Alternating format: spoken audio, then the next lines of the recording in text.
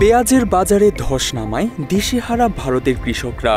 তাই দিনের পর দিন খেতে চাষ করা কষ্টের ফসল ফুল দিয়ে সাজিয়ে আয়োজন করছে শেষ যাত্রার। দেশটির অন্যতম পেঁয়াজ উৎপাদনকারী রাজ্য মধ্যপ্রদেশে পেঁয়াজ কেজি প্রতি 1 থেকে 10 রুপিতে বিক্রি হওয়ায় ক্ষোভ আর হতাশায় ভিন্নধর্মী এই প্রতিবাদ জানিয়েছে তারা। আয়োজন করেছে কষ্টের ফসল পেঁয়াজের অন্ত্যেষ্টিক্রিয়ার। চাষিরা বলছেন পেঁয়াজ তাদের সন্তানের মতো।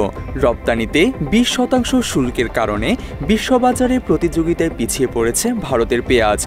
1 এপ্রিল থেকে এই নিয়ম তুলে নিলেও এখনও স্বাভাবিক হয়নি বাজার। একদিকে বাজার সয়লাব পেঁয়াজে, তার উপর সরকার দিচ্ছে না ন্যায্য মূল্য।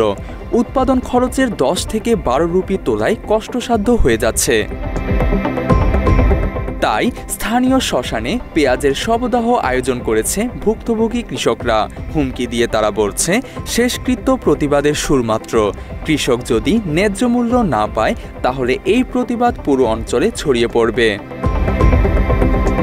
এদিকে উৎপাদন খরচের তুলনায় একেবারেই দাম কম পাওয়ায় হতাশ দিল্লির কৃষক এবং ব্যবসায়ীরাও। তারা বলছে বাজারে এত বেশি পেঁয়াজ যে 50 কেজির ছোট বস্তা বিক্রি হচ্ছে 100 থেকে 120 রুপিতে।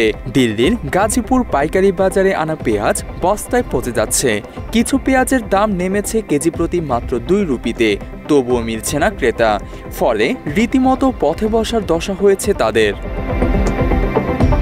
এবারের শীত মৌসুমে পেঁয়াজের পাইকারি দাম রেকর্ড পরিমাণ কমে গেছে। রপ্তানি নিষেধাজ্ঞা ও অতিরিক্ত সরবরাহের কারণে উৎপাদন খরচও তুলতে পারছে না ভারতের স্থানীয় কৃষকরা। এ নিয়ে মোদি সরকারের প্রতি ক্ষোভও জানিয়েছে তারা। ভারতীয় ব্যবসায়ীদের অভিযোগ, বাংলাদেশ সহ প্রধান রপ্তানি গন্তব্যে পেঁয়াজ পাঠানো বন্ধ থাকায় পুরো বাজারে বিপর্যয় নেমে এসেছে। বাংলাদেশের রপ্তানি কার্যত বন্ধ হয়ে যাওয়ায় মাথায় হাত দেশটির ব্যবসায়ীদের। আমাদের বাংলাদেশ থেকে পরিষ্কার উদ্দেশ্য বার্তা আছে, ওরা পেঁয়াজ নেবে না, যদি আবার নাই তো পরবর্তী নোটিফিকেশনের মাধ্যমে জানাবে। অথচ বিশ্ববাজারে পেঁয়াজ রপ্তানিতে চতুর্থ অবস্থানে ভারত। তালিকায় শীর্ষ 5 দেশ রপ্তানি করে 57% পেঁয়াজ। এখানে ষষ্ঠ অবস্থানে রয়েছে পাকিস্তান। মূলত উর্বর মাটি আর জলবায়ুর কারণে সারা বছর দেশটিতে পেঁয়াজের চাষ হয়, বিশেষ করে মধ্যপ্রদেশ, গুজরাট, মহারাষ্ট্র ও রাজস্থানে। ভারতের পেঁয়াজের উল্লেখযোগ্য বাজার আফ্রিকা, মধ্যপ্রাচ্য ও এশিয়া। দ্য ডলার বিজনেসের তথ্য বলছে 2024-25 অর্থ বছরে ভারত 52 কোটি ডলারের পেঁয়াজ বিশ্ববাজারে রপ্তানি করেছে।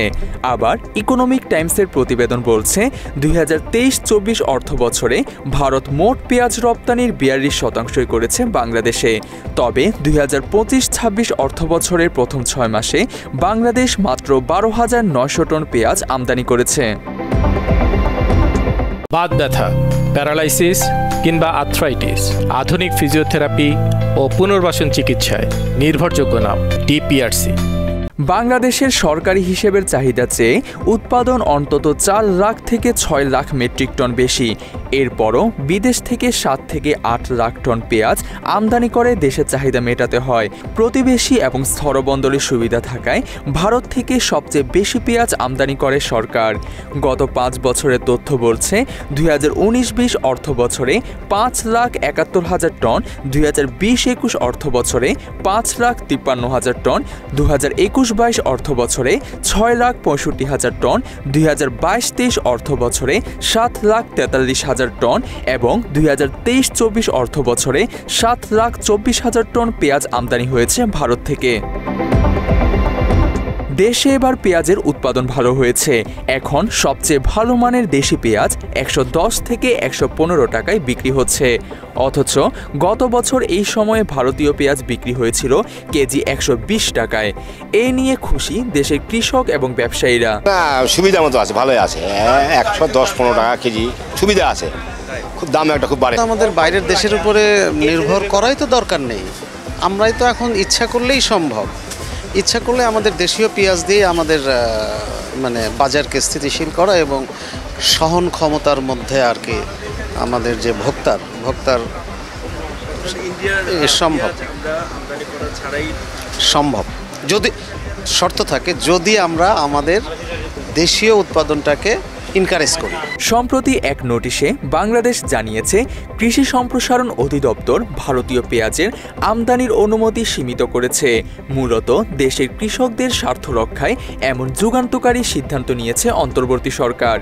এর জেরেই চরম বিপাকে পড়েছেন ভারতীয় পেঁয়াজ রপ্তানিকারকরা। ইকোনমিক টাইমসের প্রতিবেদন বলছে এর জন্য ভারতীয় সরকারের কূটকৌশলী দায়ী।